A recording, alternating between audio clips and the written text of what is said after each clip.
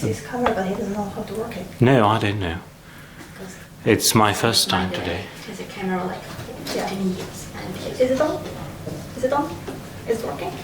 The camera? Yeah, the camera. Oh, maybe, yes, I think it... Is it the maybe or is it the yes? Well, it says rec something. Rec. Rectangle. Rectangle. Well, okay. Rectangle are good.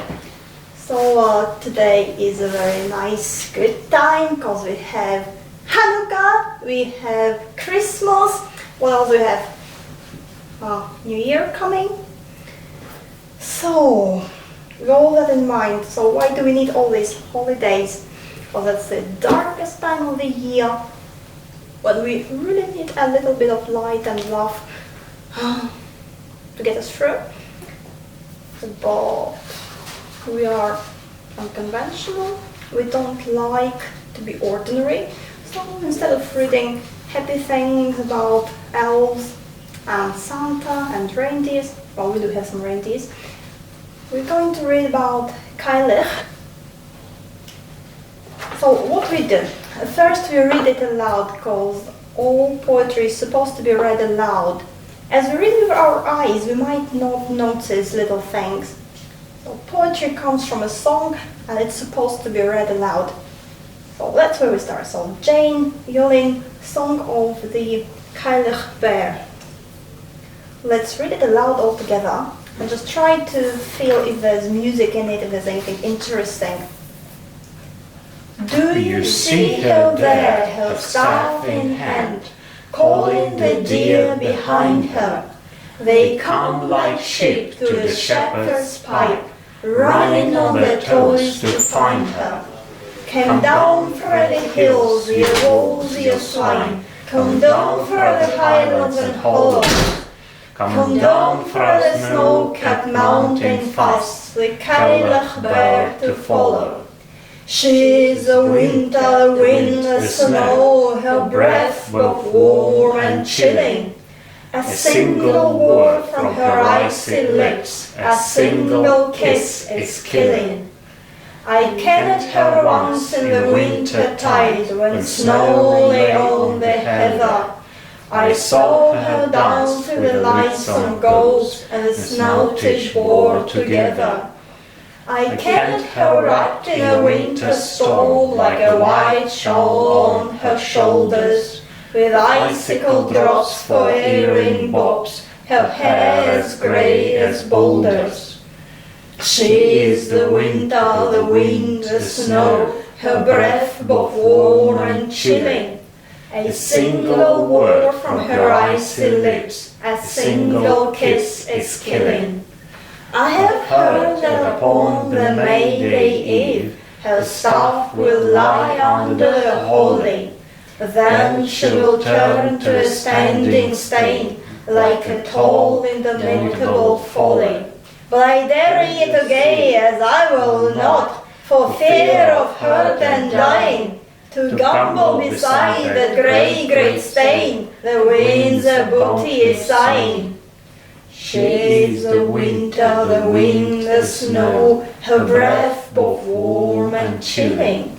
A single word from her icy lips, a single kiss is killing.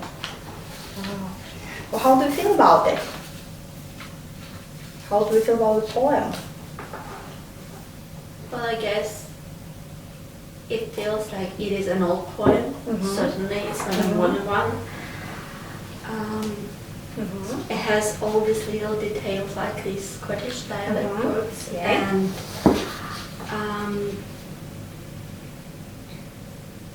I guess to really understand and read it through, you have to have some mythological background, because, for example, the reason why the author uses deers and swines and bulls is because Cailleach was considered to be the master of them all, and that's the reason why these animals in the poem and not other ones.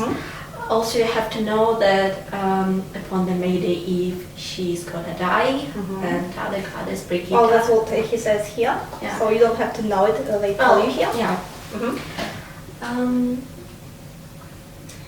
So I guess this line and she's the winter, the wind, the snow. We're supposed to feel that it is the wind blowing and there's snow, and I think that this line is the strongest. it is. What do you think? Ice. Yeah. That's what I feel. Ice and snow and whatever. Well, there was something. So do you something feel chilly. it's chill as you Yes, read a it? chill. Yes. So winter. So winter has become a holiday thing. It has become a thing for fun, as for people who live in cities. Because if you live in city, then you don't really care if it's -20, -30 outside. You have your central heating, you have your electricity, you're happy, you're warm, you're safe, and you think of winter as, oh yeah, Happy New Year, Merry Christmas, time to get some gifts and wear funny hats. While as you live in the country, in the countryside, then winter is still big and important to you. Yeah. So you might be cut off from the town in bad weather. If you don't have electricity, then you might have problems with heating. Yeah. So we have today grow careless in cities about winter. So who is our winter god? Santa Claus. He's a kind of a god. Yeah. So what kind of a god is he? He's fat, he's funny, he's selling you Coca-Cola. Yeah. He's kind, gentle. Brings you gifts. You're waiting to see him. Children like him. He likes children. We don't think about the history of Santa. Where does Santa come from? Is he connected with Satan? No, he's just Saint Nicholas. Well, what do they say? That's what they say. Because Saint Nicholas. Who is Nicholas? Who is the old Nick? Satan. Satan's the old Nick. Well, some people say that Santa is really a mushroom. You know, that very mushroom which is good for your health, which is all red and white. Some people say he's connected to that mushroom. I don't know if it's true, but it's a funny idea. But still, Santa Claus is a funny guy. What about Russia? Diet Moros. Yeah, what about Diet Moros? Well, I think he's more of a cruel god because Snegurочка opera, when he appeared as a god of winter, of northern winds and all this stuff, he was kind of cruel. Well, he killed his own daughter. So, Did he? well, he let it happen. So Russia is closer to the roots. Still. Well, good. So here we'll try to reconnect with the other aspect of funny fat Santa. Yeah. So any coin, as we know, has two sides, and if you have a funny fat side which brings you presents and is cheerful and smiling, then what's on the other side? And there we find Cailleach. So, who is she? What kind of a person is she from that song? It's called a song. First of all, do we feel like it's a song? Does it sound like a song? So, but it's not like a cherished song. It mostly feels like a war song. Has some Martian motifs. Yeah. It's very strong in its rhythm and in letters like this and and all the sounds. Especially if you try to read it in a more Scottish way, all the hard sounds. So it's called a song of Cailleach Bheur. So you know all about Cailleach. You don't know all about Cailleach. Well, I don't know all. If nothing counts as all. Yeah, then it's very good because we need a fresh eye. a fresh eye. Fresh eye. What about 2 eyes? 2 eyes and better. So what do you say? Cailleach Bheur. I can't even say it. I can't even say it. No, I can't. Cailleach. So why would you want to name your poem something that few people understand and few people can actually read? Pronounce, yeah. What's the idea? Yeah. What's the idea? Maybe it's just something that you want to hide from the majority of us who can't pronounce Cailleach. Who can't pronounce what? Yeah. Yeah. Well, indeed, maybe it's, if it is something that you think is has magic powers or something, then you might do not want other people who don't know anything about it, to use the name freely. So you might want to conceal, yes. So that's why you put it title, and then people, oh, what's that? So it's something really. Is it something that is quite well known in Scotland? Moderately. Moderately, okay. I wouldn't say she's widely known. So, getting back to where we began, most of people would rather celebrate Santa Claus than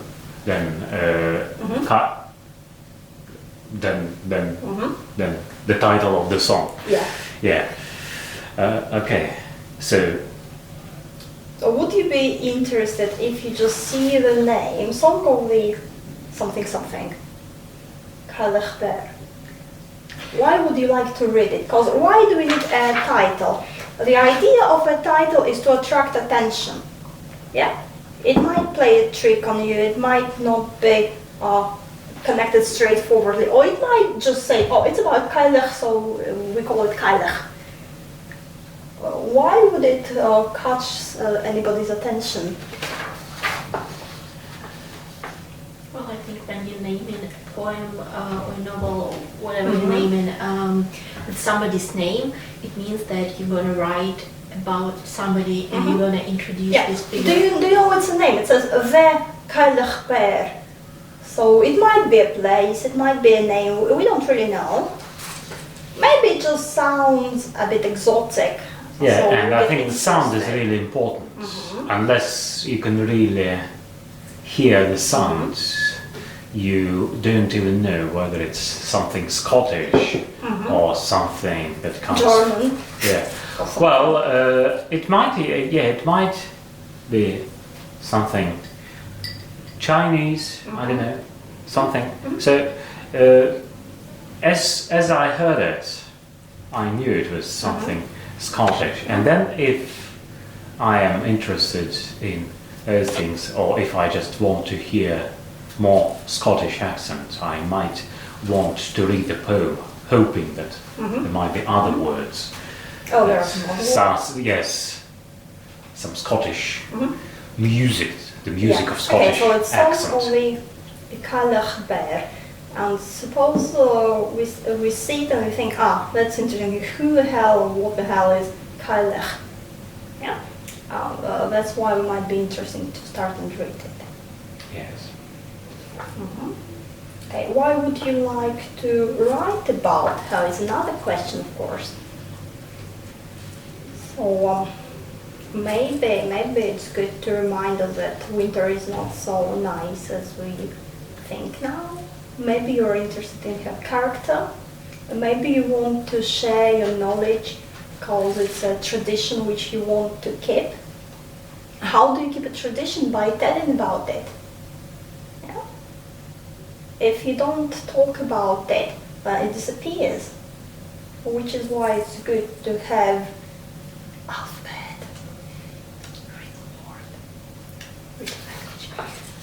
So, and then people read it and they say like, oh wow, now I know there is this lady called Cailleach.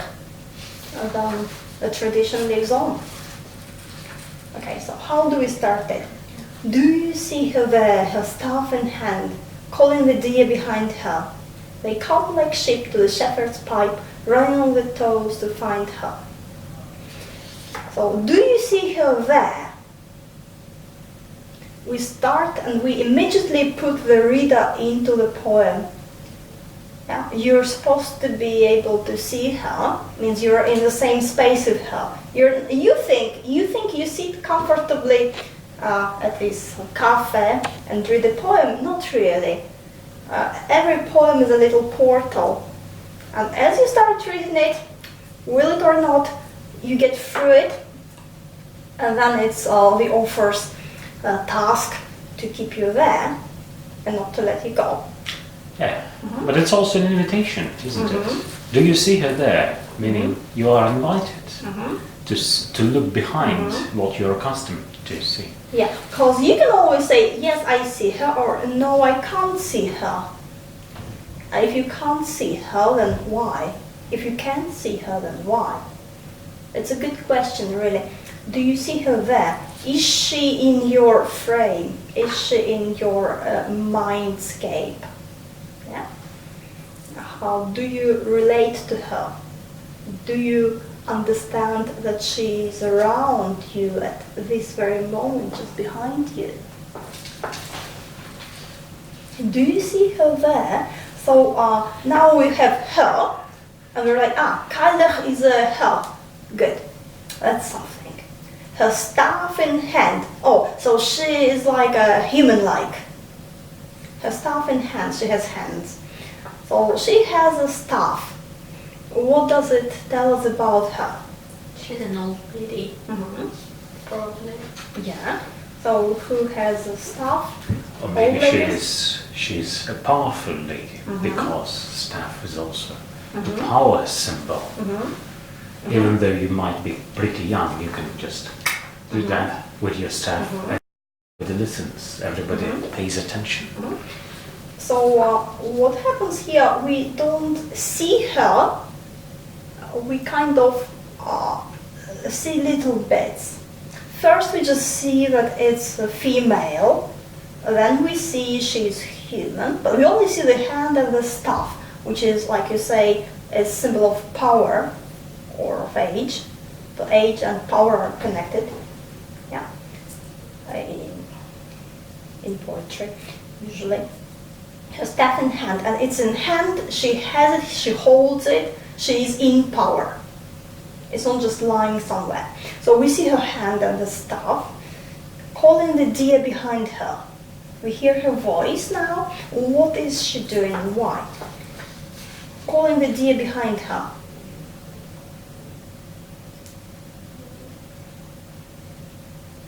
Okay, what kind of a power is it? If she can call the deer, can you call the deer? I don't think so. Have you tried? Maybe we should try. Can you call the deer? Well, if I find a deer, yes. Well, I can, maybe. But it won't listen. Unlike the lady in the song. Who is she? She is someone who has power over deer. So now why is deer? And again, if you hold a mask, you hold a staff in your hand and you call a deer and it doesn't come to you, it doesn't respond, then you are powerless. So when you count a call, you already know that deer is going to obey you. Which we discover in the next two lines. Yes. So, to see that she does really have this power. So calling the deer behind her. So we look behind her, we don't see her, but we see lots of deer, because deer come in numbers. You don't normally see 1, 2 deers. Usually you see a herd of deer. So why the deer? Maybe you know. What's so special about the deer? No, why special them I don't know, but maybe because they live in forests. Well, that's what I thought initially, because they live in forests, so probably she lives somewhere around, and they live nearby mountains, Yes. as I can remember. And they also they stay in forest during winter, Mm-hmm. and somehow I can associate winter with deers, Yes. probably because of Santa Claus. Yes. But He steals her deer from her, maybe. yeah, and they're also not cruel animals. Mhm. They're not wolves. They're not predators. Mhm. They just deers. Deers. Yeah. Deers. So what else can we say about deers? Maybe they're like nymphs. They're swift. They run around. They're elegant. Maybe they can be dangerous Candy. in some way. They can be majestic. If it's a reindeer, then it's very royal, very important. But it's like the deer is again lots of them, so she has power over numbers too, and over animals, first of all. So she's someone who has power, her staff in hand, power over animals. Now we know she's magical.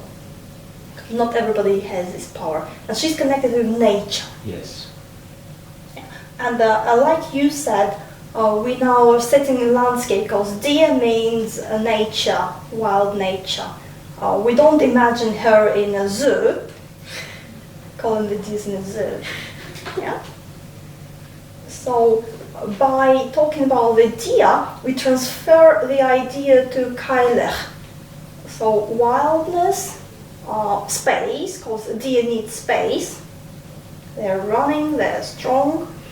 And as she has power over them, means she has power over all that. So that's connected with her.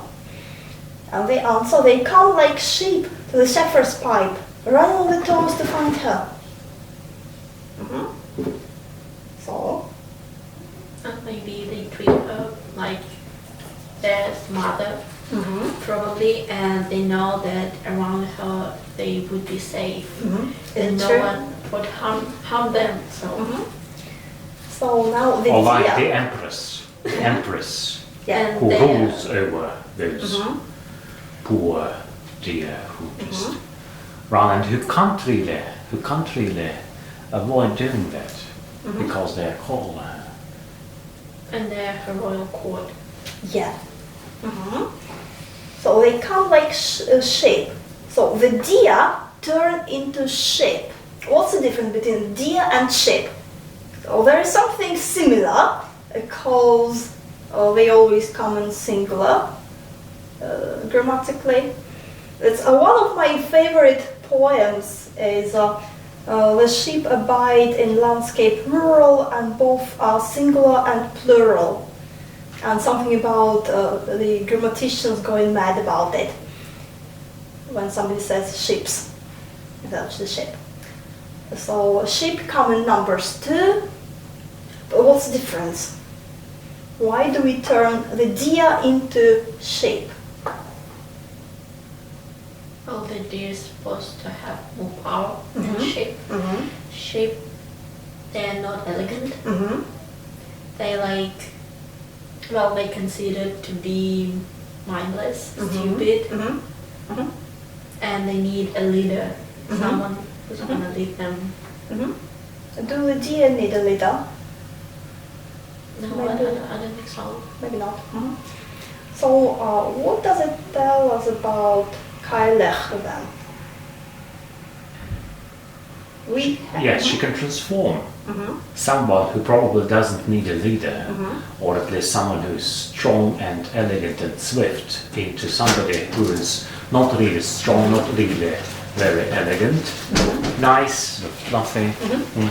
And again, she exerts her power over them. Let me check on the camera. Oh. Poor little camera. Surprisingly, it still works. Still has 6 minutes to go, but maybe we should stop it and restart it because it's only 6 minutes, if that's okay. Oh, it's a stupid camera. It doesn't tell you when it stops recording. Well, probably it does. There's probably something. It might be pre-programmed to. Instruction in the internet. Instruction. Interesting that way. Yes.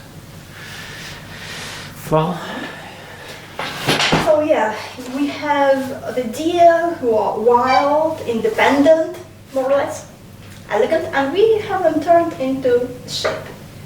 So again, now we think about people in place of animals. Because as we talk about animals, really we talk either about ourselves or here we may talk about people in general. So her voice transforms you. We have lots of stories about the Lady of the Wood, the fairy queen who calls at night and he's losing his marble. Yeah, the queen. Yeah. So that's the effect. well, that's the lady's effect. Yeah. They come like sheep to the shepherd's pipe. Well, first of all, we have this beautiful sound, sheep shepherd pipe. Perfect. So her voice is like a pipe, the shepherd's pipe. So it's not just calling, like, hey, come here. Yeah, it's like music. Music pipe is like a spell. Yeah, pipe, my song. But also pipes and the word like very elegant musical instruments. They're not like well, they're not really melodical and they have this sound. Oh, that's a nice special effect. If you talk and take up. Maybe we should try it. Maybe we should try it. We should continue doing it. Yeah, so the shepherd's pipe. Again, shepherds are connected with nature. Shepherd's pipe is not like I don't know, a mandolin, something posh. It's a simple instrument, but it's still very powerful because it has power over the sheep, same as her voice has power over the deer. So again, we have this magic sound in her voice, calling, spelling. Running on the toys to find her. So now we have this beautiful image of the deer running on the toys to find her. So toes, well, technically it's correct. That's how they run, the toes, tiptoes. At the same time, toes might not be the most common word which you use describing the deer. So why do we say toes? Running on the toes. Well, I think maybe because we're comparing deer or sheep with people, or maybe because we want to say that they ride so fast, so they can't really feel their legs. Yeah, so if you close your eyes and just say, run on their toys to find her, what do you see? What do you feel? Deer who run very, very fast, they could almost fly on the ground. Also, when I say it, it's like toes are a human thing. Yeah. We have 2 legs, usually. So when deer have 4, and as you say, run on their toes, it's a conflicting image. 2 legs, 4 legs, human, deer. And run on their toes, tiptoes means really in a hurry to find her. Isn't it something that's typical for children? Do children do that? Maybe. Like they are now turned into kids. They used to be deer, then they are sheep, and now they are little kids running on their toes. Yeah, and run on their toes to find her. Toe too far, toe too far. Again, music. Their toe too far, toe to find her. Scottish Pipe, music. toes to Scottish music could have pipes. So again, to find her means they can't even see her. They blindly follow after her. They're looking for her. They're doing some strange. Maybe it's trying to concentrate. Okay. Maybe it wants to say something. Do you have something to say about the deer, camera? Oh, yeah, that's a good idea. Good point. Well, it says pop. I don't know what pop means. Pop. Pop. The deers pop. Maybe. Nothing strange going on as far as I can see. Oh, Recording. it says rec and pop Where does it say pop? in the lower right hand Oh, corner. maybe it's popular. Popular, yeah. So maybe it's yeah, We can still do it. or maybe it's this magic spell you mentioned. Something. Oh, you like spells, you like spells. Well, the idea is, I don't know if you know Terry Pratchett and his books. Well, in his world, if you remember the cameras, and they have little people sitting inside and making sketches. And that's how the That's how. cameras That's work. how. So Oh, that's how it works. works. Okay. So, or if you think in Russian, then it might be the fixike. Sitting in there, you know the fixike. You know the fixike. Who are they? Tadish. No. No. No! There's a person who doesn't know the fixike. Do you know the fixike? No. You don't know either. So there are three of us who don't know Fixie. Well, Yes, we're in good you company. might still meet them. A fixie are like a little gnomiki who fix things. So the gnomiki fix people. Gnome fix. The gnomiki fix people in the sense, well, people are not machines, but the gnomiki are playing with people, helping people, and the fixie play with machines and fix machines. Yeah. Well, anyway, to find her. So we have a connection here. Come to the shepherd's pipe and run to find her. So first they're walking and then they're running Yeah. to find her, and that adds some distance. We create more space. Running to find her means lots of space. Yeah? Okay? And also it means it makes her call more powerful because it works over big distance and it makes them look for her. Yeah? They don't know where she might be. They are looking for her. Yeah. It's not just coming to a place where they know they should go. Okay. Come down from the hills, ye wolves, ye swine. Come down from the highlands and hollows. Come down from the snow-capped mountain fast, the Cailleach Bheur to follow. Which sounds like a chorus to me, because we have these lines at the beginning repeating, which is more typical for a chorus than a couplet. Okay, what does it say? What does it say? We start with the deer and the sheep, which are more or less nice. Bambies. Shown the shape, Yeah. something nice. And now we have what? Yeah. You swine. Come down for the hills. So we put it in Scotland. Yeah, Frey is Scottish. The hills, the highlands, the mountains. Yeah, we let it grow. But first, we don't have the landscape. We have something ambiguous, something just spacious. And now we begin to see it. Come down from the hills. So repeating, come down, come down, come down. Somewhere high up, but usually in our mind, a high means more powerful. Yeah? If you're on the mountain and I'm not on the mountain, then you're more powerful than me. That's something very primitive, but that's how our brain works.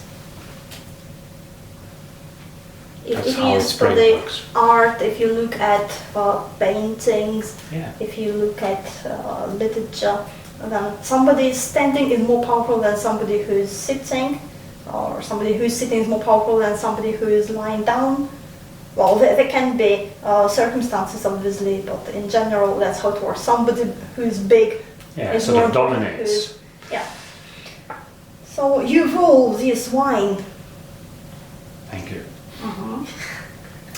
Thank you, Jane Yolen. So now from deer, we come to wolves and swine. How is it different? If it's different? Also predators, wolves, hunts, Mhm. swine. So there are two opposite types of cannibals. Then again, if you live in a city, you got your meat from a shop and you don't really think where it comes from, well, then maybe a swine you think, oh, it's like a pig, like pork, like.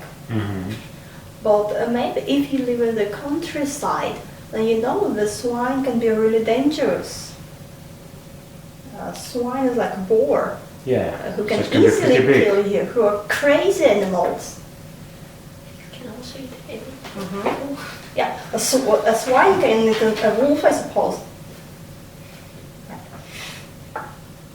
So a wolf can kill you, a swine can kill you, really wild and dangerous animals. So you might like the deer, though you should be careful with them.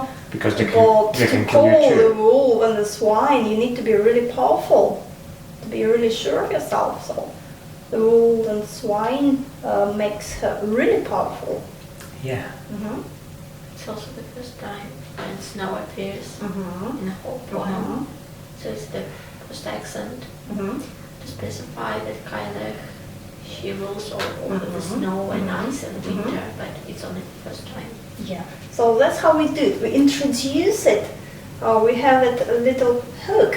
We have this little seed.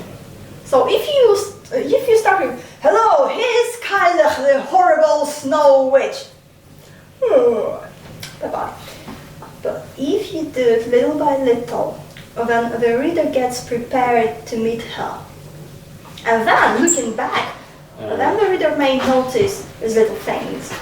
But as you read, you just set the expectation, although the reader might not know about it at the time. So hills, highlands, hollows, that's more music. What is it? Why do we need like hills, highlands, hollows? The wind, the northern wind specifically. Wind, breath. Yeah. And L, hill, highland, hollow, L, also a singing sound, hollow. I think the second line can represent a spell, like we said about the first line that she's probably saying some spell and singing it, and the second line is actually the spell she can use. Yeah, She good would thing. use. So again, what we have hills. That's okay. It's not big. It's just a hill. Well, then we have highlands. Then we have hollows, up and down. So she can rule over the high place and over the low place. Yeah. Because her power is not one-sided. Come down from the snow-capped mountain fasts. The Cailleach Bheur to follow. So like you say, that's the first time we have snow. Snow-capped. Why do we need cap? It's kept like snow can go in your bear. And what is a cap? Yes, a cap usually is Makes- worn, on the head. So Yeah, so it makes you think about the head. yeah. So mountains also have their heads, and snow is just the way they use. It's their fashion. Again, a very wintry fashion. So now we have, Yeah, and I don't know, does it also mean that the lady, whose name still escapes me, can rule over those mountains, over snow-capped mountain fasts? so she is calling and they come from there, from They all come from the there, places. yeah. So somehow it seems that the mountains are also part of her domain. Yeah, So now the hills, we start with the hills, they grow, become mountains. Now mountains is something more serious. Well, hills is serious because we have the fairy folk living inside the hills. Mountains are even more serious. Now we have this funny word, fasts. What does it mean? The very top. Maybe. So fast is a strange word, maybe like fast like strong. Yeah. We have fast like you're not eating. We have fast like quick. Fast like fasten your seatbelt. Yeah. So we have the word fast in it. And I suppose we have all these meanings here. Because if you think about wolves, what's the first thing? They might eat you. So fasting, not eating. Running on their toes, come fast. And the mountain fast, something that is strong. Yeah, we don't think about it as we read it. We don't probably think about it as we write it, but it still works. Yeah, all these associations. Fast. The Cailleach Bheur, to follow. So to find, to follow. Yeah. We have this, again, connection, the last lines. First, you hear her, then you can't help but go and find her. It's not your choice, that's because you hear her call, and then you can't but follow her. Follow. Okay, so now we have this chorus, I suppose, because we repeat it. She is the winter, the wind, the snow, her breath both warm and chilling. A single word from her icy lips, a single kiss is killing. So 2 stanzas later, we finally look at her, although we don't see how she looks, but we feel her essence. Wind, snow, you can hear it. It's how do you feel about that sound? Is it a nice sound? No, it's the wind. Yeah, it means winter, it means wind, it means snow.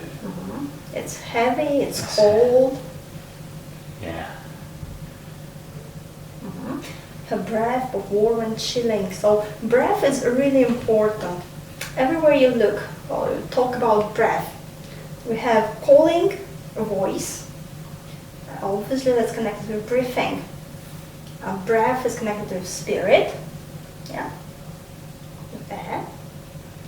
So her breath is like her soul, in a way.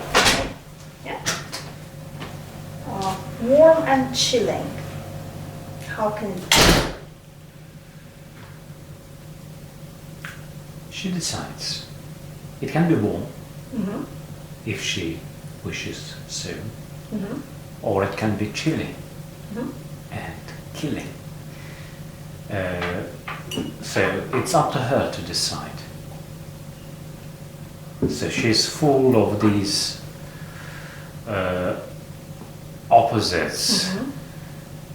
She's both the wind and the snow, which are pretty different.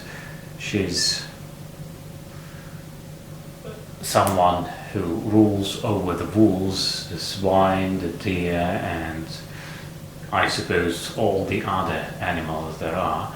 She's the one who rules over the hills and the mountains and the hollows.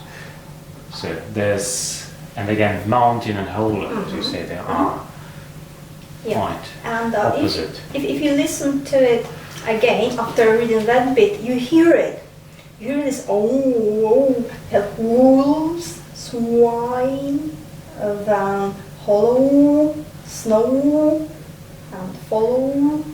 So we have this wind and snow howling throughout the poem. Yeah. Again, that adds to how we feel about it. So her breath, both warm and chilling, also means, so she's the wind, the snow, that's something natural, big. Yeah. So if you say she's winter, wind, snow, you make her as big as nature.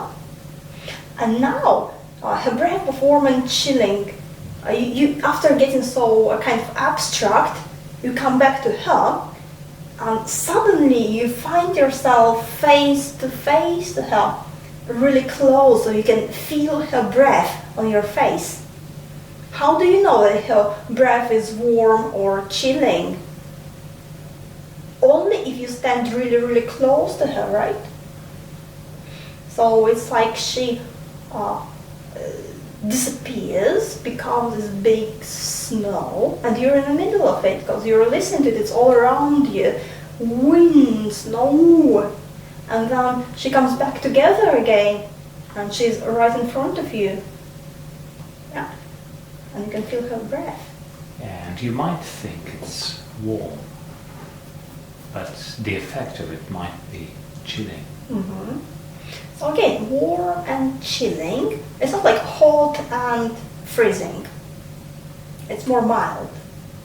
Yeah? Chilling. A single word from her icy lips, a single kiss is killing. A word is killing, a kiss is killing. So we know about words because she was calling the deer.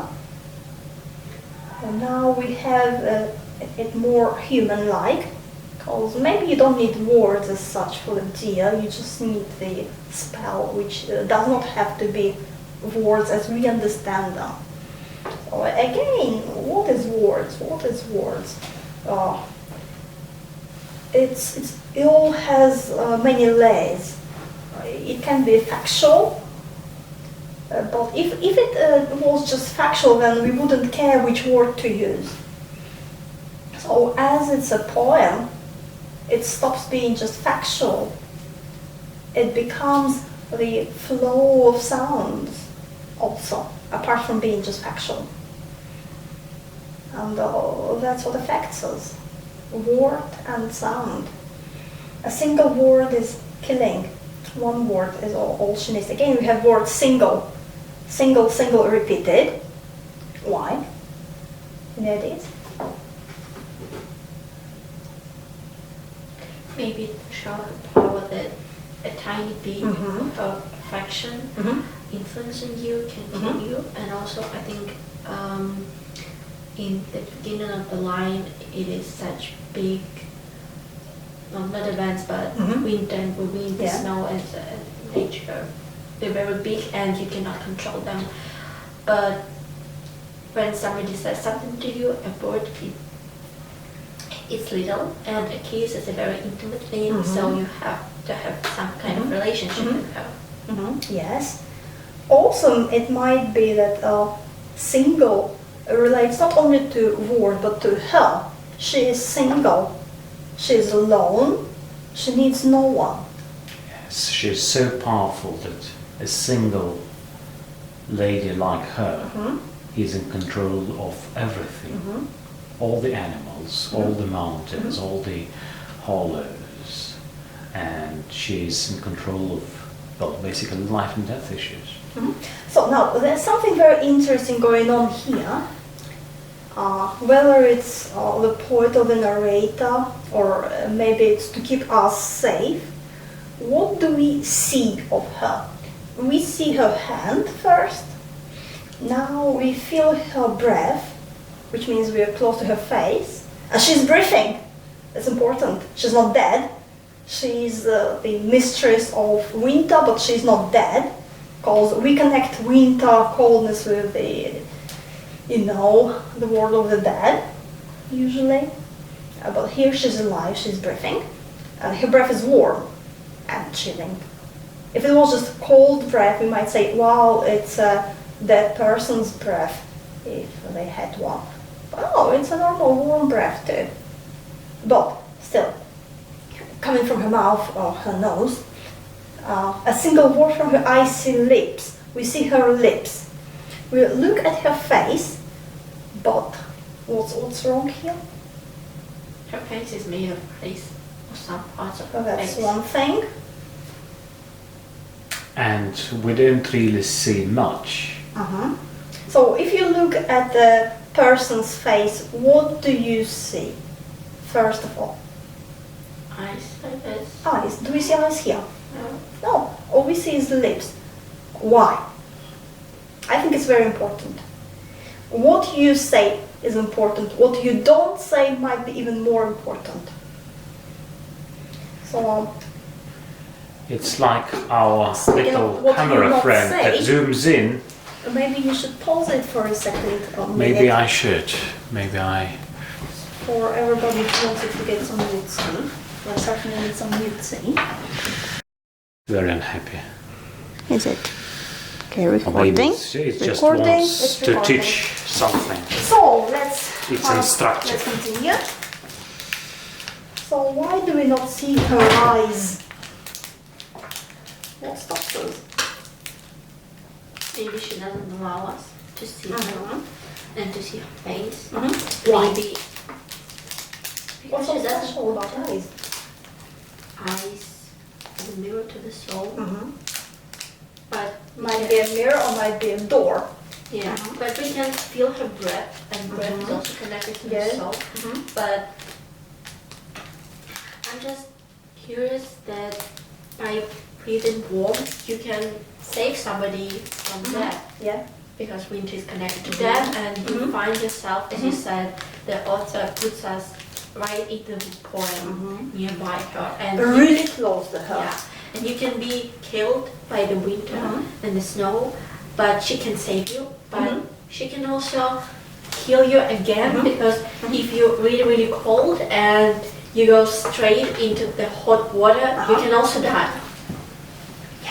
That's a big mistake Really? which people make. Yes. Yeah, that's a very big mistake Oh, which Well, many if- people that explains it. If you fall under the water during the winter, you should go home and you should sit into the warm towels for a while, and you can never ever go into the hot water because your You heart just kill can yourself. stop.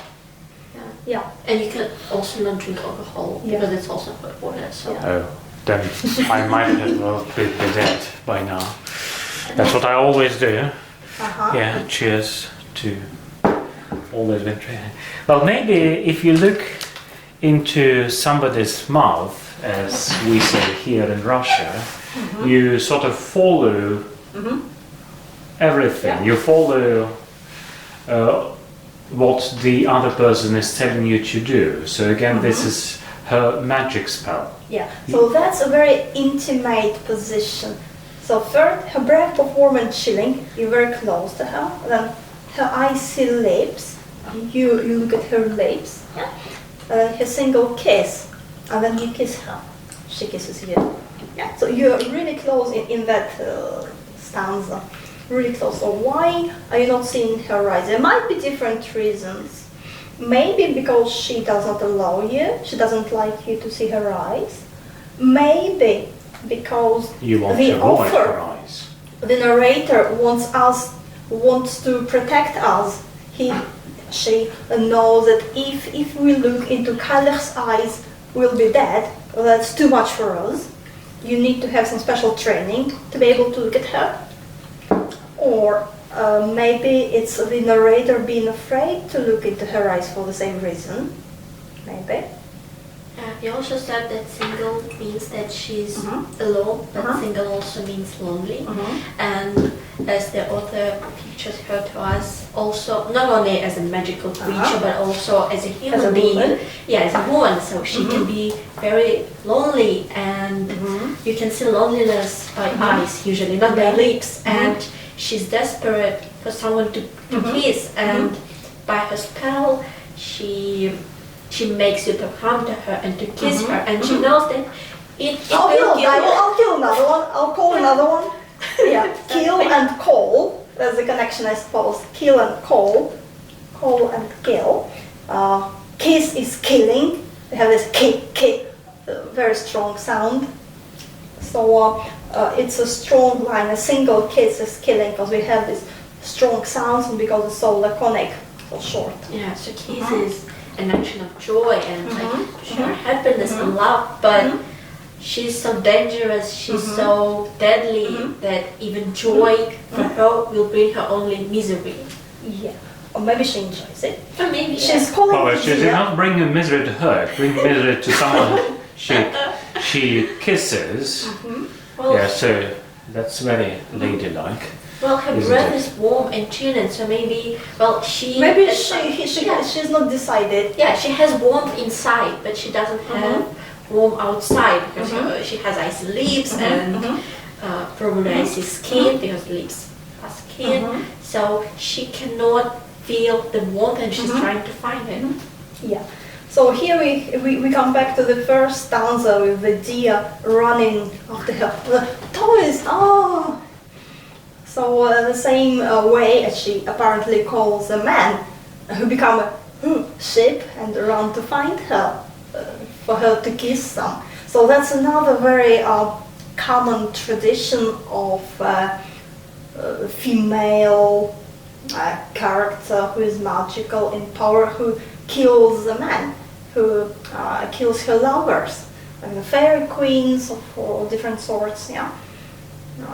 Always different creatures Yeah. who enjoy just that kind of entertainment. Bears kill men. So Yeah. Okay. That was 3 stanzas. Yes, and when you come to the I issue forgot of... to press the recording button. Yes, that's because you were too busy discussing how to kill more men. Yeah. Yeah. It Bringing kind of happy starts smiles here. on both of your faces, yeah. Yeah. So what we've been saying is Yeah. she brings you very close to her, her breath, her lips, her kiss, and that's her entertainment. Call the man who run like sheep to her, to kiss her, and bye. Get the next one. And as for her eyes, we don't see her eyes because it's too horrible, because they might kill you, because you don't dare to look at them. It's too powerful, probably. I kenned her once in the winter tide, when snow lay on the heather. I saw her down through the livesome goats and the snottish boar together. Yeah. So now, in case if you had your doubts that it's in Scotland, it's Heather. it's Heather, it's Kenneth. So again, making more local. Goats. Goats. So I kenned her once in the winter tide. So the first time we see the narrator. What does it mean? I kenned her once. I knew her once. Well, in what way did he know her? Maybe in this very intimate way, because how else would he know that her breath is warm? Maybe. I kenned her once. So ken is a beautiful word. I really like it because then you have the k sound. Because know, you lose it. You just say no, like no. And the word can, you keep it. I kenned her once. So single, once. This idea of loneliness, of separation continues here. Once, one time. In the winter tide. I also think that when winter tide happens, you cannot really say anything. There is snow everywhere around you, there is just white. And if you saw her once, she can be lost in this tide. She can be dissolved in it. Maybe she's also white. Yeah. Maybe she has some snow parts on her hair or whatever. So if you saw her once, did she allow you to see her? Yeah. Or did it just happen? Well, if she is really so powerful, did it just happen? Really? Or maybe she was concentrated on something, on cold ideas. Maybe. When snow lay on the heather. Well, the word can. I can do it. Yes. I can. Yes.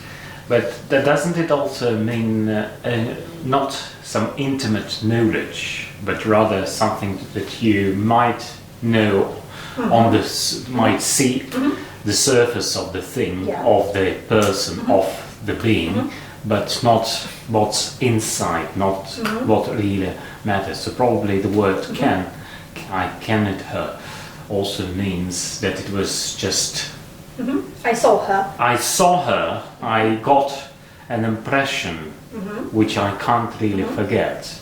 I was really, well, it had a huge impact on me, but I never really got to the substance of who she really is. Maybe. So, once in the winter tide, again we have the same sounds. In, wind, tide, and snow, on, when, snow, on, when snow lay on the heather. So why do we need to say when snow lay on the heather? Heather probably means, well, usually it means that the landscape is naked and it's very white and it's flat. And if there is snow on the heather, probably this is happening in the mountains because heather needs to be very high to have snow. Yeah. So heather, what kind of a plant is it? Pink, white, purple in September. In August and like July and September. If it's winter, then it's just updated. Yeah, so it's rather brownish in color, isn't it? Yeah, but still we have snow on heather. And so when you say heather, Somebody appears. something is. When you say heather, even if you know it's in winter, you automatically imagine flowers. Yeah, in bloom. Then you have snow on heather, and again, heather is a kind of plant which Maybe you should stop saying the word heather because there are too many people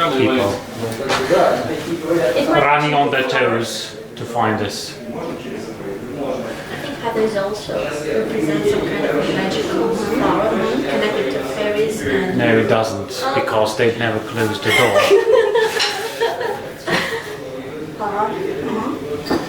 Heather, no. It doesn't help. And maybe you're supposed to say it with a more Scottish accent, like heather, heather. Yeah. Well, I'll have to, yeah. So we have snow on flowers. on blooming flowers. Yeah. Well, usually. How we imagine it. Yeah. Either we have white on black, if we imagine heather which is not in bloom, or we have the idea of a flower and snow line on it. I think it's about flower and snow line on it because as we saw in the previous lines, Cailleach, she's both life and death. And that's where life and death warm connect. and chilling. Yeah. And again, yeah, it's the same. Flowers and snow on top of it, warmth somewhere inside, and ice on top of it. And that probably explains the word tide. Something that happens unexpectedly, maybe. Tide. Tide is just- not unexpected. Time is planned. You can say, when is a tide time? Okay, it's at 7 in the morning on Monday. But tide means rise. Something rising, getting big. In the winter, tide, and snow lay on the heather. Again, winter, tide, that's a high sound. Snow, heather, more deep, lower. Snow, lay is another interesting word here. Called lying, ground, lying, and then we have dance. Yeah, so lay and dance, something opposite. At the same time, lay is kind of related to females and what men do to females, if you know what I mean. Maybe that's something on his mind, because we just talked about kissing. That would be next step, maybe. Who knows? I can't hear once in the winter time when snow lay on the heather. So maybe it's like love between snow and heather, in a way. I saw her dance with the livesome goats and the snowtish boar together. So I saw her dance with animals. Who does it? Who dances with animals? Do you dance with animals? Goats and boars?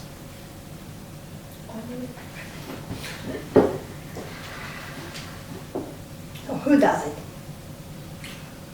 Magical creatures. Yeah, I think so. Fairies. So either animals with animals, they might probably dance. They probably do that.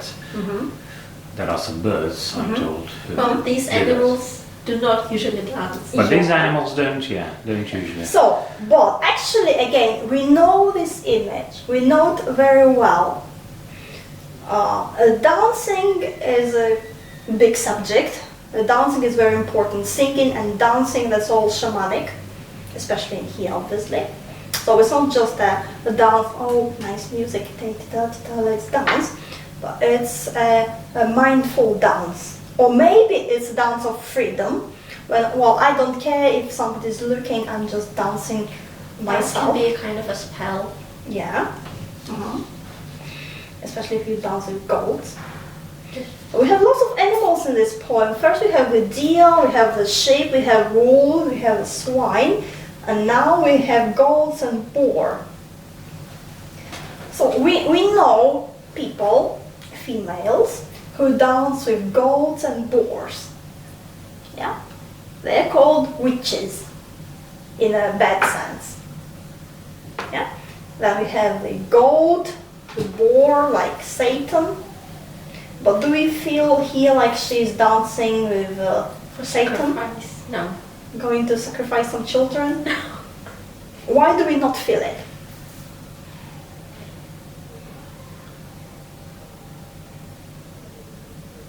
Because it's Scottish, Paul. Is it Scottish? No, it's not Scottish. It's snoutish. Snoutish. So technically, if we take it out of the context, we just see a woman dancing with goats and boars, say, oh, she's a witch. And we do have that in mind when we read it. Yes. Then again, we sort of revise our ideas. Maybe not everybody who dances with goats are witches who eat children. Yeah? So, because we know it's not just goats, it's not just a boar, but also different animals. Yeah. Mhm.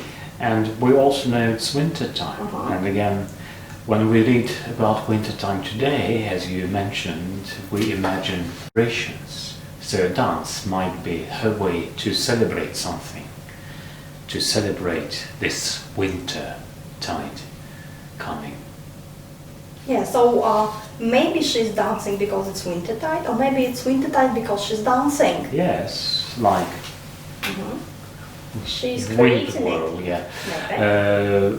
Also, again, if you are all powerful, as she seems to be, can't you really say no to her if you are a goat or this, as you say, Scottish, Yeah, so that's Snottish an interesting boar? question. Do the goats dance with her because they want it, because they enjoy it, or because she says, well, I need some support, you'd be my dancers tonight? Yeah, Go getting for back it. to the single lady question.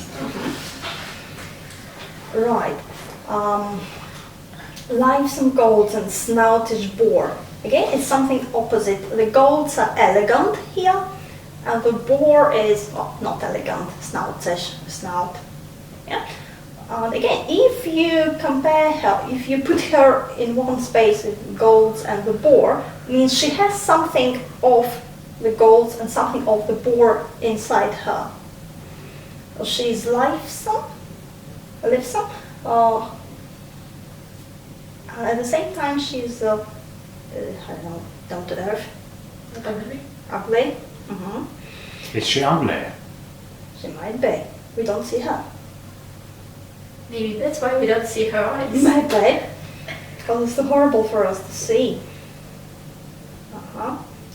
So her dancing lives and golds and the snoutish boar together. She is the winter, the wind, the snow, and as we talk about coldness and ice, we think about something frozen, something that is not moving much. Yeah, but here she's dancing. She's not that kind of ice which is freezing. Then she's more like the winter storm which is moving. Yeah. Yeah, that's going to happen in the next line. Yeah. So maybe she creates either the tide or the storm. So we have different kinds of snow, we have different kinds of winter and of cold. We discussed some time ago that bit from the King Arthur opera with the cold genius, when you have this spirit of ice and snow and somebody waking him up and he's very reluctant that he can't move smoothly. He's all like, stop, please. And she's completely different. She's very flowing. Yeah. So why is she ugly? Why is she ugly? She isn't. Maybe she isn't. She's dancing. She's lifesome. At the same time, she's snouty. Oops. I cannot her wrapped in a winter storm, Yes. like a white shawl on her shoulders. Yes, Your beautiful. icicle drops for earring bobs, her hair as grey as boulders. Beautiful. Beautiful. So again, I can't help. Well, that's like a song. We repeat it. Now, wrapped in a winter storm. Wrapped. What about the word wrapped? Being covered. We had a word like wrapped somewhere. Where was it? Where is the word which like wrapped? Or sounds like wrapped? We have it somewhere. Cap. Cap. Snow cap. Do you see her there, her staff in hand, calling the deer behind her? They come like sheep to the shepherd's pipe, running on their toes to find her. Come down through the hills, you wolves, you swine, come down from the highlands and hollows, come down through the snow-capped mountain pass, the Cailleach Bheur to follow.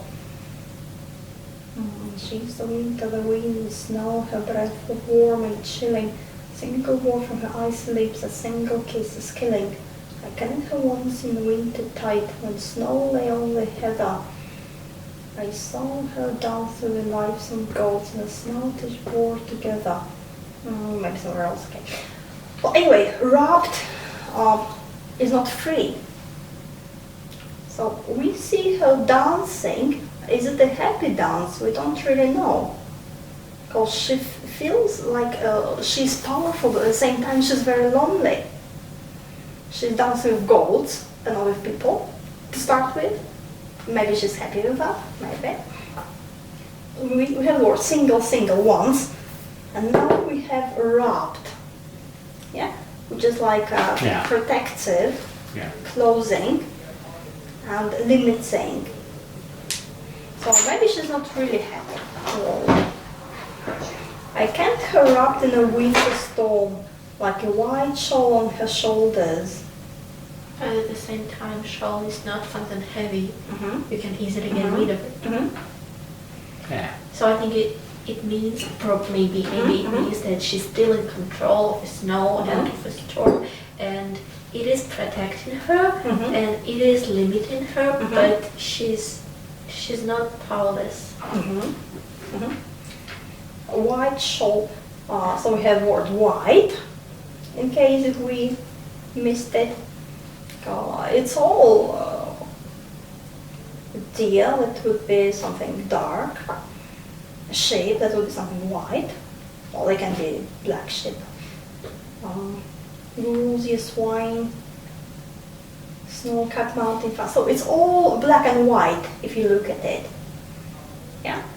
Snow on heather, black, white, again white shawl on her shoulders. Again we have this music.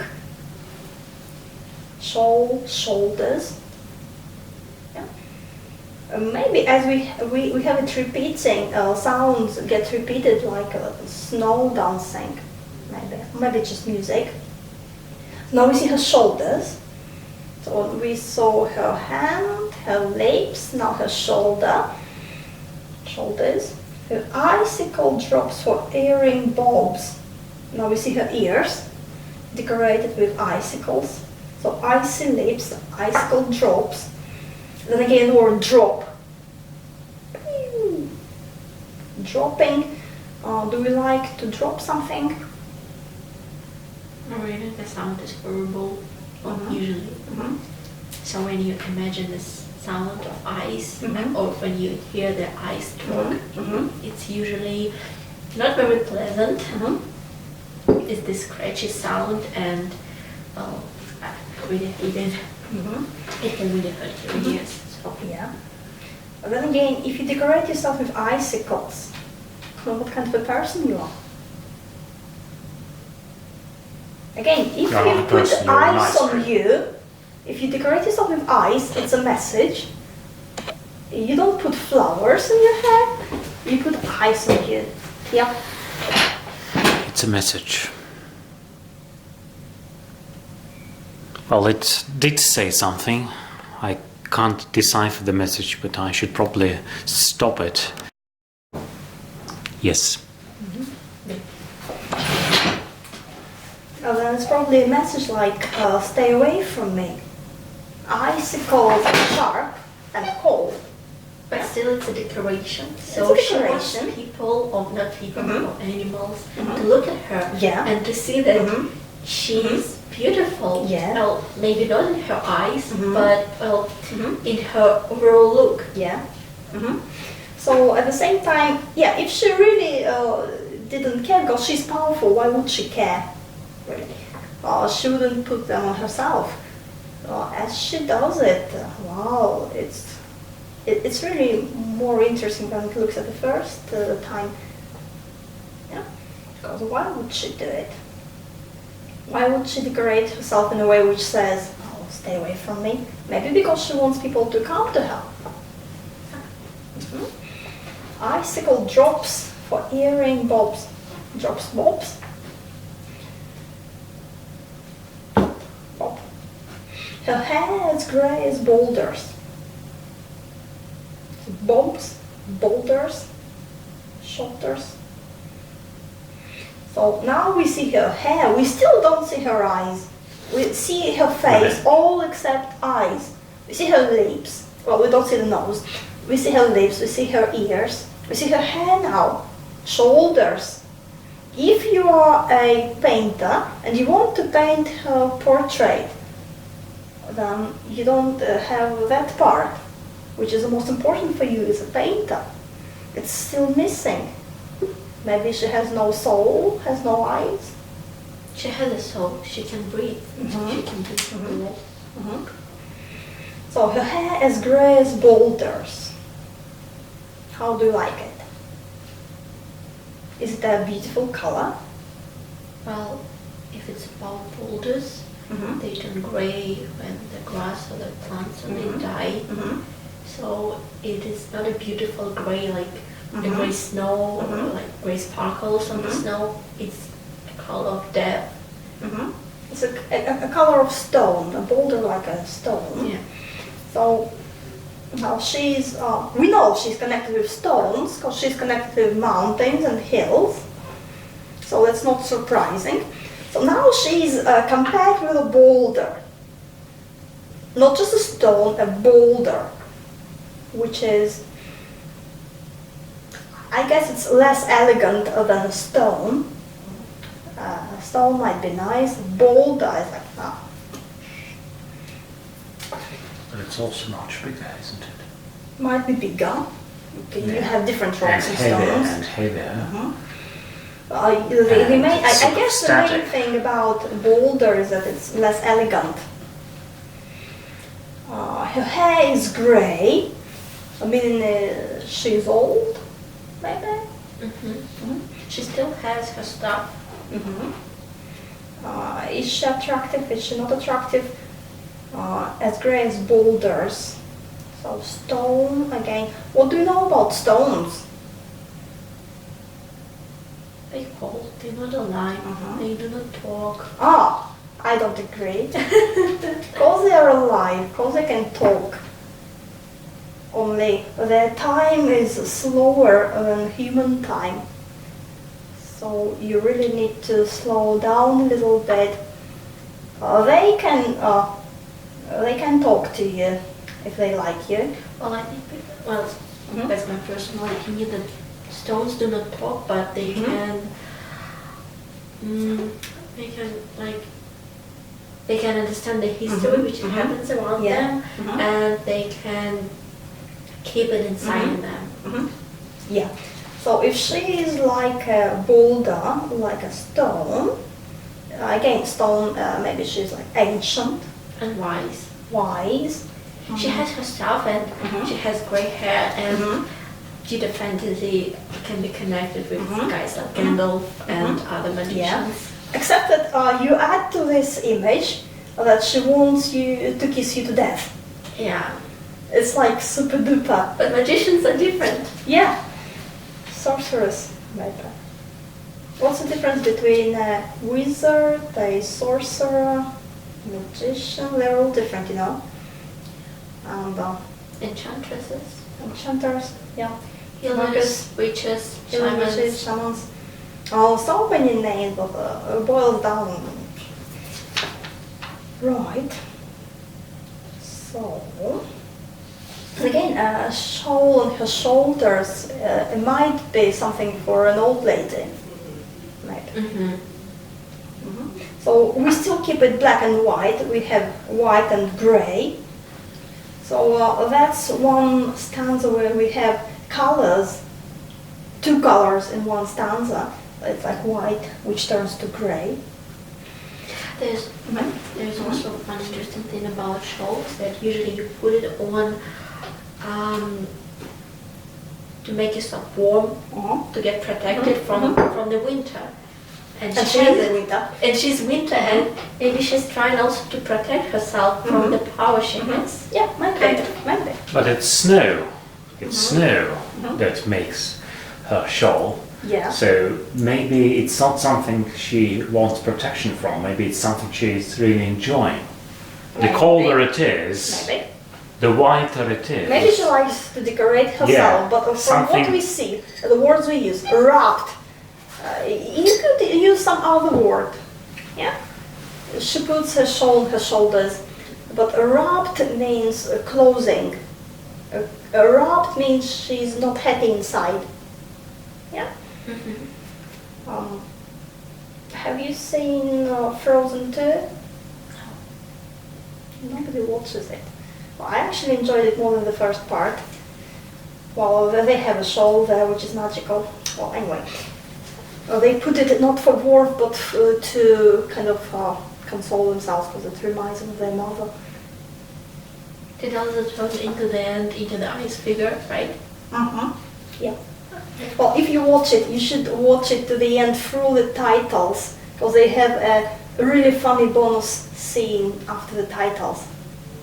Pretty good.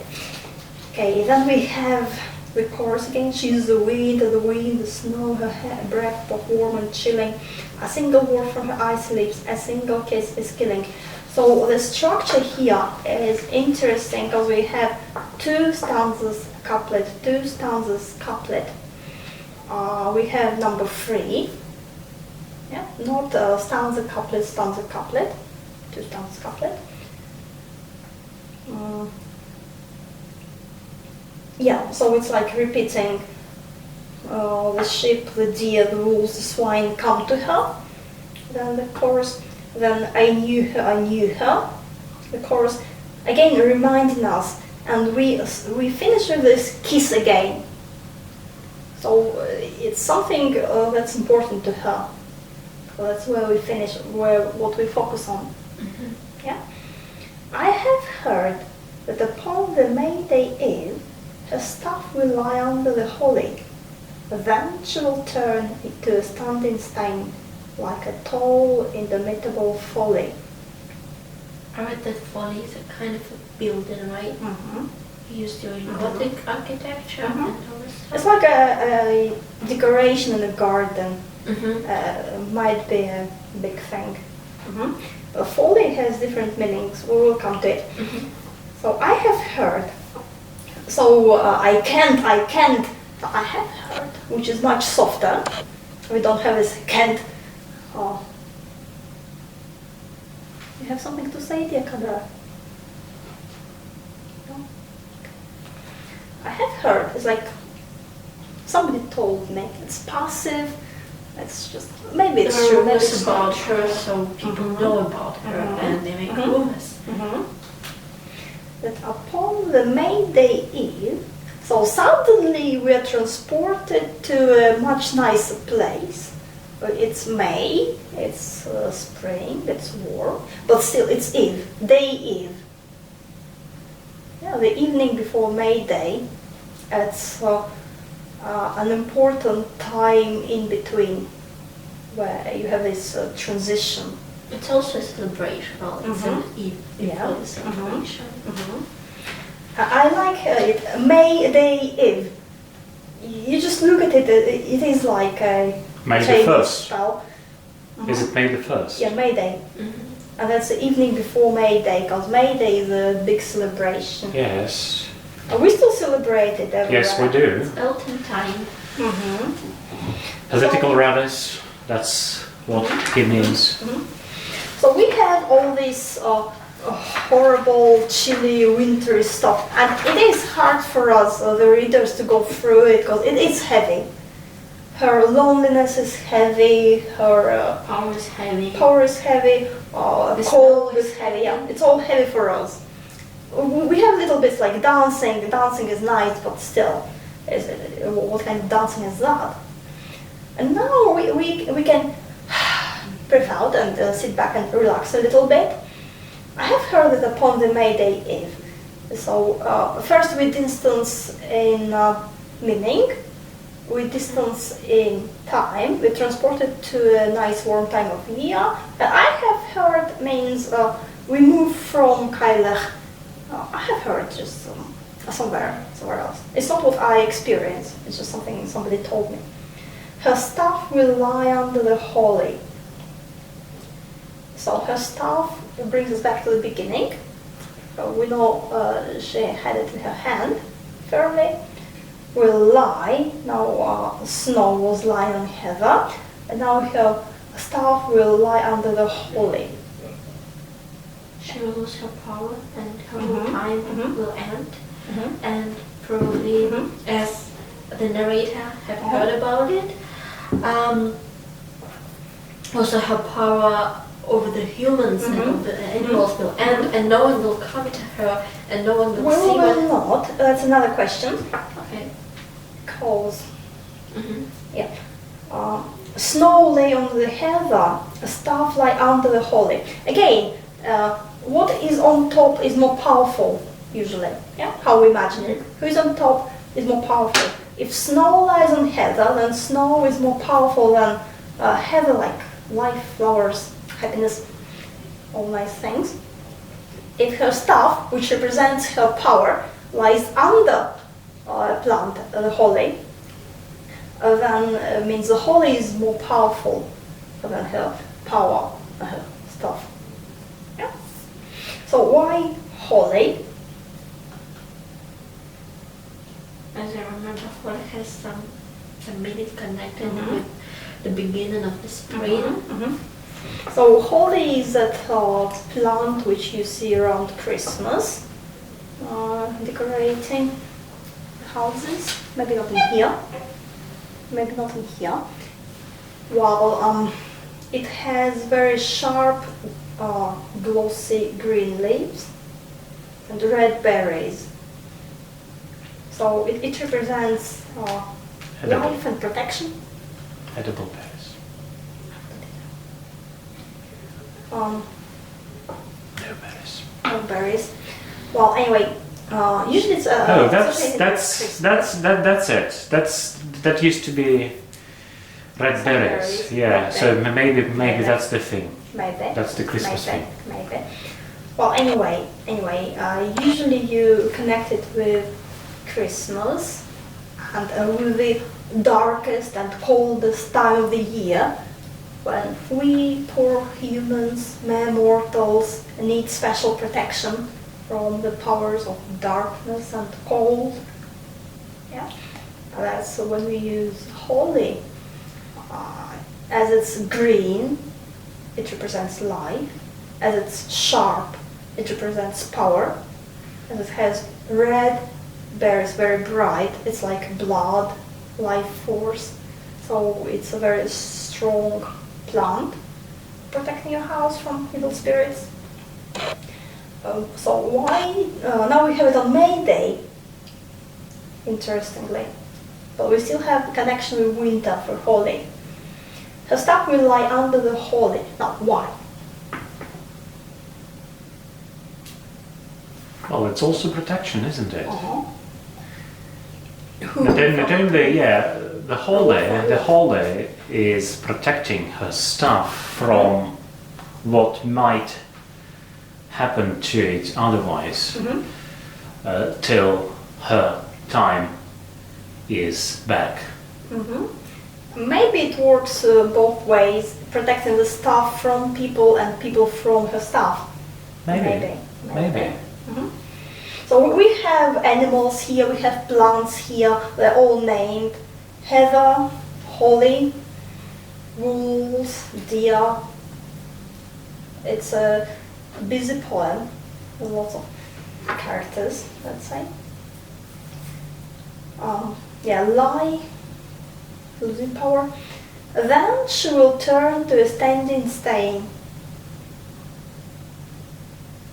So standing stones are of course very magical, very important. You see them everywhere.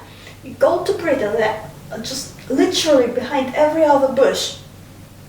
England, Wales, Scotland, islands, everywhere. So where do they come from? Nobody knows. But they're really cool. So she will turn to a standing stone. And next time you see a standing stone, you may think, oh, maybe that's Cailleach. And we know, we are prepared to it. It's not very strange to us that she will turn into a stone, because we already know that she is connected with stones. Mountains and boulders, now stone. Again, standing stone, stand. Maybe that's why they use the Scottish word for stone. Because if the standing stone, it doesn't really work. Standing stone, repeating it. She'll turning, moving again. And interestingly, there's only one place in the whole poem, apart from the title, when we actually say Cailleach, Bheur. Everywhere else, it's just she.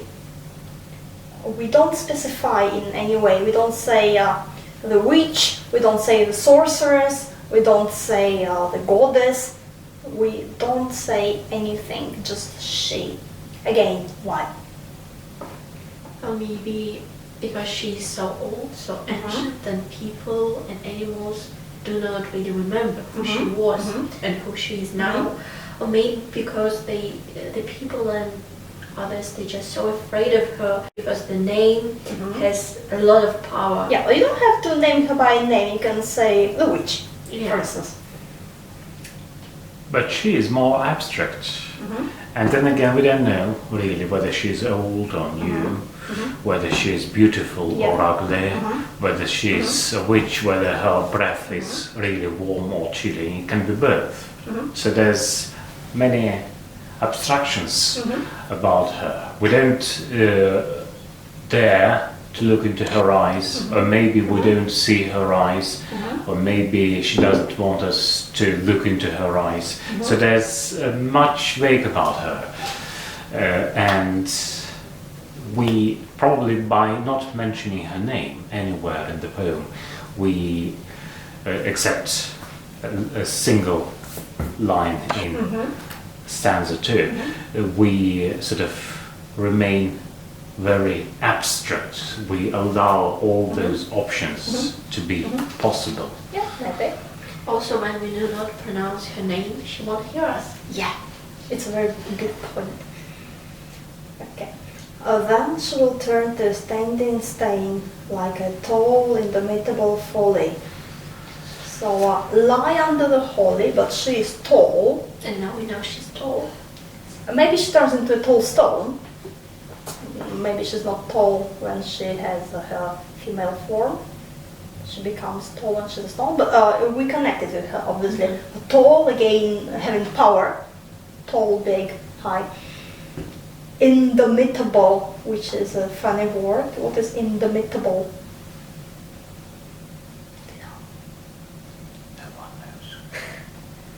Indomitable, it means, Inadmissible. how to explain it? I'm using Russian words. It means that you cannot beat it. Mm-hmm. It stands, and nothing will shake it. Yeah, it's like stubborn, or you can't tame it. It's still wild. So even if she's a stone, it's not because she's defeated. She's still there, still powerful. Undefeatable. It's just because she's having her lunch Indomitable, break. indomitable. Why do you want to use such a strange long word here?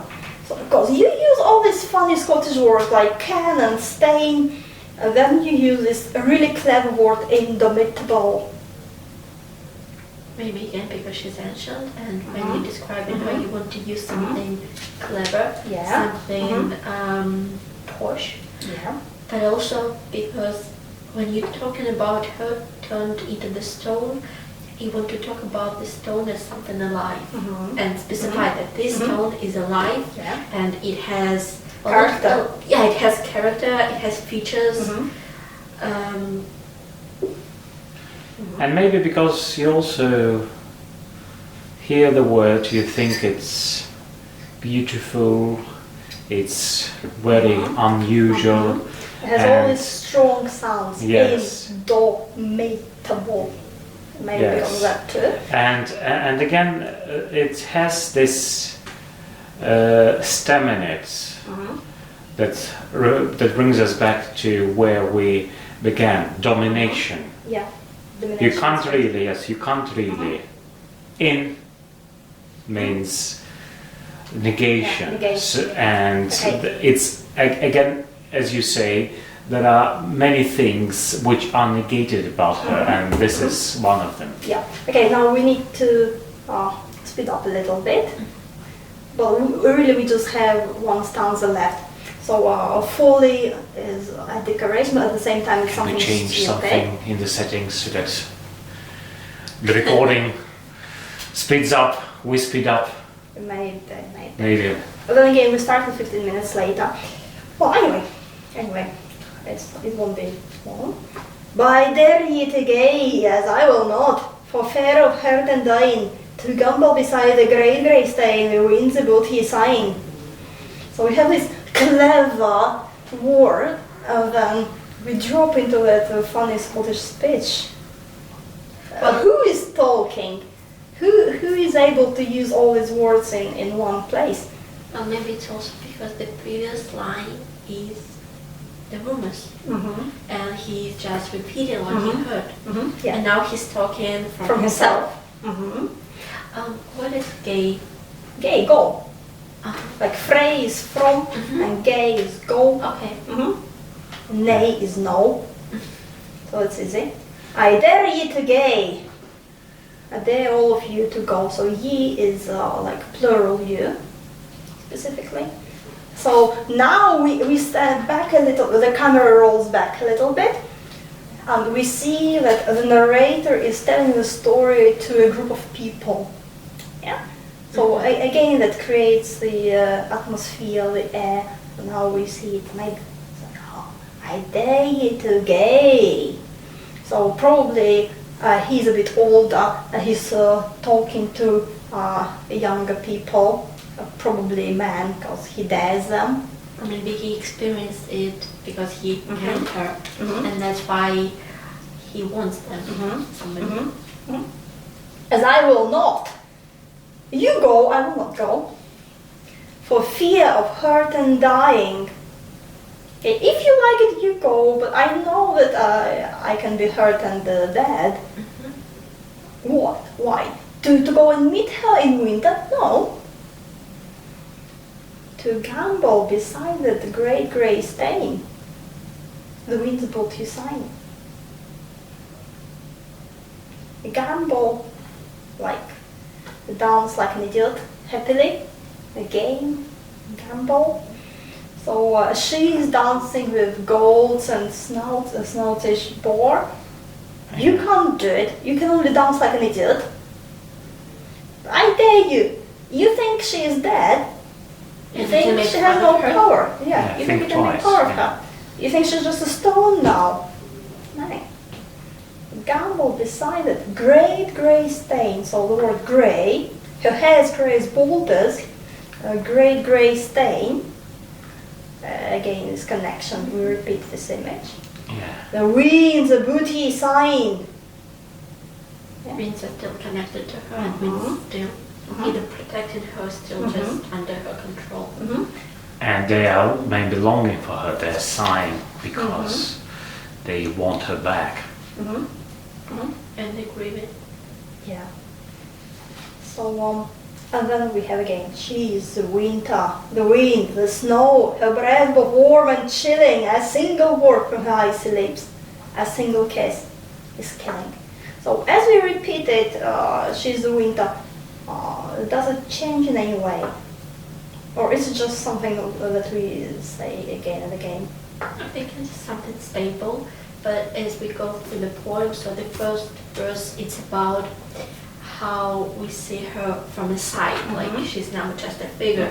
And in the second verse, we got to know her a little bit better, and now we can see her loneliness and see her not as a figure, but as a person. And in the last verse, we can see her powerless when she doesn't have her control under the wind and the winter. And we see her as not even a woman, but as something, a stone, but still very powerful and dangerous, nevertheless.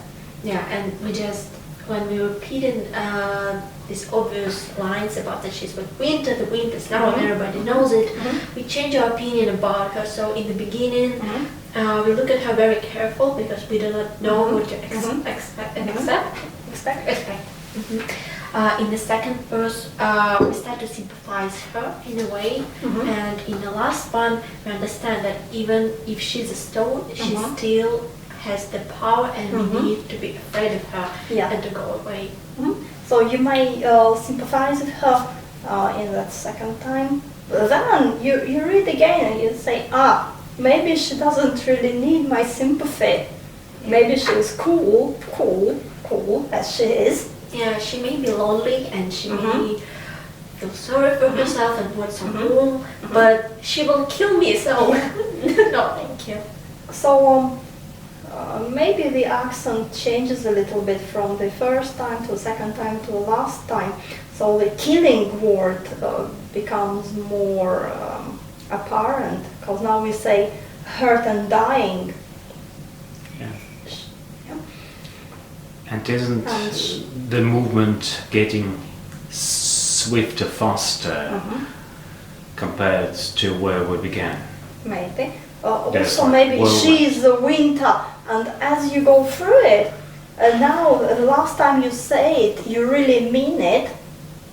Yeah, so even as you see her as a stone out of her domain, where she's not supposed to have much power, you still adore her. You still see how much power she has. And she is the winter. You think she is powerless. No, she is the winter. You don't understand it. Yeah. Okay, anything else here to say?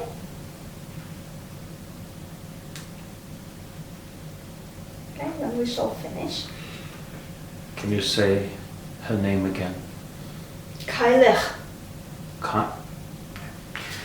Maybe I should have special Scottish accent classes.